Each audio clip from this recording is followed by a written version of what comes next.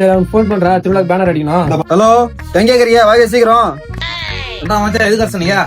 திருவிழா வேற வருது, பேனர் அடிக்கணும். எங்களுக்கு எந்த ஒரு பிரச்சனை 1000 அடிக்கலாம்.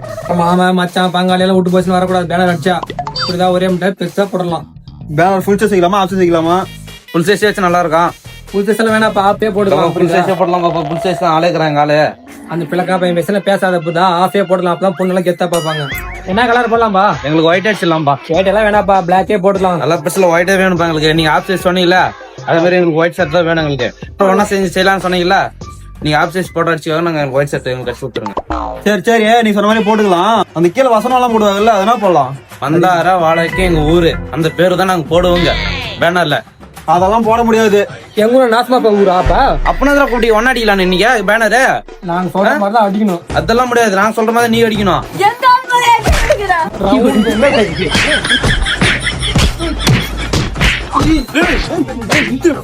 எதுக்கு இப்படி அடிச்சு தெரியுங்க ரெண்டு பேரும்? அவனுக்கு எம்எல் கவி அவங்க ரெண்டு பேரும் பிரச்சனை ஒண்ணும் இல்ல, பேனர் அடிக்கலாம்னு கோட்டாக்கடா ஒன்னா அடிச்சு அடிக்கலான்னு.